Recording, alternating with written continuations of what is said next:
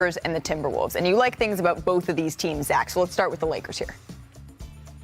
Yeah, one of the biggest games of the season, because even if you can't get sixth, being seventh or eighth is much, much better than being ninth or 10th.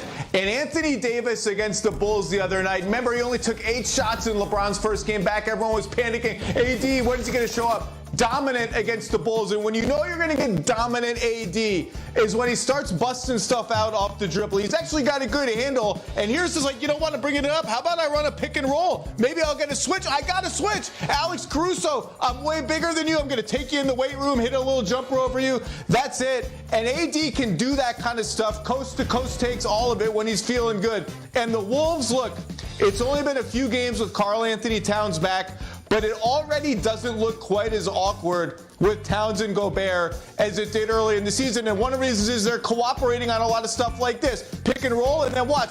Gobert pin down for Cat, open 3. It doesn't have to be one of them's in the pick and roll, one of them's in the dunker spot just hanging out. How about a double pin down for Cat? Sure, that becomes a big pick and roll. Cat gets enough inside position on TJ Warren to kind of rumble his way in for a short jumper. They've just added a little more variety, a little more spice. Everybody looks a little bit more comfortable than they did in those awkward first 10 games. This is a big game tonight because both of these teams, despite the Naz Reid injury, which is a big deal for Minnesota, both of these teams are dangerous in the playoffs. Yeah, you mentioned it, Naz Reid.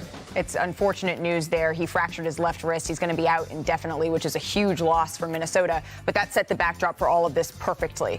Lakers, Timberwolves, it's all going down tonight. Huge implications in the West. Chiney Ogwumike, you cannot say it's important for both teams. Who is it more important for? Timberwolves, just because they're, really fighting to really prove themselves so far. I mean, the Lakers, they won a championship a little while ago. I think they're happy to be whole. The Timberwolves, coming off of that loss, to the Suns, I think this is a response, especially since they're at home and they've introduced Cat back. So I'm going T-Wolves. I'm going to pull a Chiney. I'm not picking either, and I'm saying it's important to both teams. I just want to see great basketball. This is going to be playoff basketball. And guess what?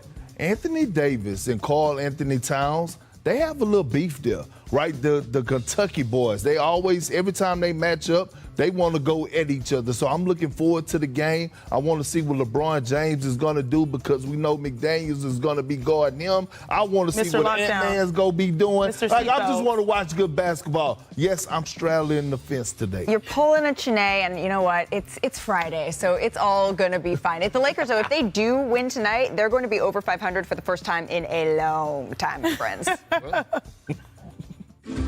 Ah, yes. January 9th, 2022. That was the last time the Lakers were above 500, see? But then Ja Morant started doing Ja Morant things. Basketball by Bradley. Oh! Ja Morant! What a play! Not even Talon Horton-Tucker could save the Lakers that night, or Carmelo Anthony. Wayne Ellington, no relation to Duke Ellington, gave them hope in the fourth quarter, but it was too little too late. Ah, yes. I remember the game just like it was yesterday. Back to you, Malika. Who is responsible for that? I had everybody that's part of the NBA Today family is petty, and I love every bit of it. I love every bit of it. Absolutely excellent. Michael Bodmer. That was nothing less. That was fantastic. That was that. I don't. Who was that? That was Michael Goldfarb's voice. The Oscar. You got it. Salute. Best supporting actor goes to all of you guys. That was, I don't know how we can top that, but I have one idea. The man that you all see this session before the game with a dunk, which is a welcome sight for Pelicans fans. So with more on Zion Williamson, Mark Spears is back with us. And Mark, what is the belief right now within the organization that Zion could return in the regular season? Well, there's still hope. Emphasis on hope that he could play in the last 2 or 3 regular season games. There's going to be an update next Wednesday on Zion potentially being available as early as April 5th against Memphis.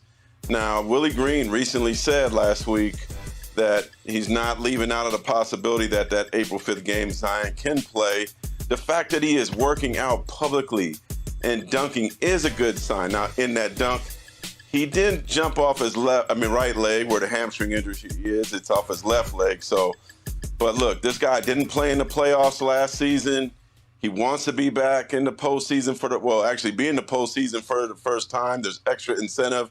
I'm guessing the last 2 games he will play. And last but not least, Zion is also playing in Louisiana. So go Tigers. We going for that women's NCAA championship. Don't sleep on us. You keep talking about South Carolina, but we going to get this. I love it. I love it, Mark Spears. Thank you so very much. So let's take a look at the standings here, because with the win over Denver, oh my gosh. Dang. All right, Mark. Remember, with the win over Denver, without Nikola Jokic, New Orleans moved up to 7th in the West. So you can see there's still a lot to be determined in the Western Conference. It all starts tonight. We have some very notable matchups. And it's Friday, my friends. So you know what that means. It means it is time for my favorite thing of the week, Zach Lowe's 10 Things column. So let's get right into it, Zach. We're going to focus on the West, some of the teams that are playing tonight, starting with the Nuggets. They're in Phoenix to take on the Suns. Kevin Durant, it'll be his 2nd game back. And I know there's a lot to like about the 2-time MVP Nikola Jokic, but what specifically is standing out to you here?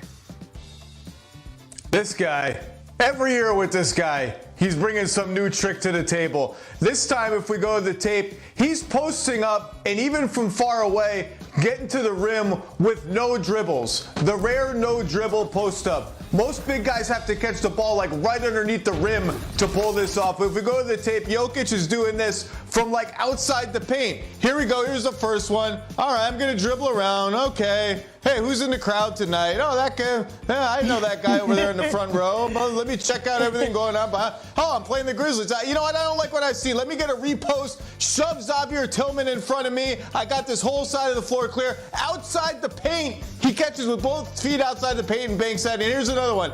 Isaiah Hartenstein, you don't know what's about to hit you, buddy. Look at it. He's at the dotted line. He's not going to dribble one time. He feels Isaiah Hartenstein standing straight up and says, I can spin around him, underneath him, layup, no dribbles. This guy is an absolute wizard, and he's a joy to watch whether he wins MVP or not. A little bit of fancy footwork there, but where does this stack up, Chene, for you of any center that you've seen in terms of their footwork? 24 seconds on the clock. Oh, 24 seconds? Yes, when we talk about footwork, I don't need much time. It's Hakeem the Dream Olajuwon.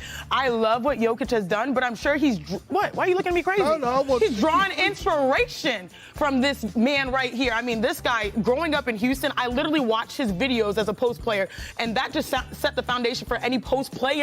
I love it. I mean, look at the show and go. I know we talk about the dream shake, but it started with his feet. It starts and ends with his feet. What was it? Oh, it's a dream shake? Yeah. We need a couple extra seconds for a little bit of the dream shake there. All right, let's keep it in the West, Zach. Usually when we're talking about the Warriors, we're talking about Steph, we're talking about Clay, we're talking about Draymond, but you're focused not on those players. Someone else is on your radar. Who? I just want to shout out Kevon Looney, whose career early in his career looked like it was in jeopardy due to injury. And then he kind of became known as this kind of cute, plucky underdog. Oh, he sets nice screens and gets a couple rebounds. He's the selfless, soul of the Warriors. Forget all that stuff. He's just a flat-out good player now. And guess what? His contributions show up in the box score, too. He's not some, plucky Iron Man screen setter guy. He's getting double-doubles. He's 3rd in the league in offensive rebounding rate. He's a really good passer. He's just become not just this kind of grunt work guy, but a really good basketball player. It's one of the best stories of the last 3 or 4 years in the league. Zach, for some strange reason, I felt like you was talking about me. I'm playing, Zach. I'm playing.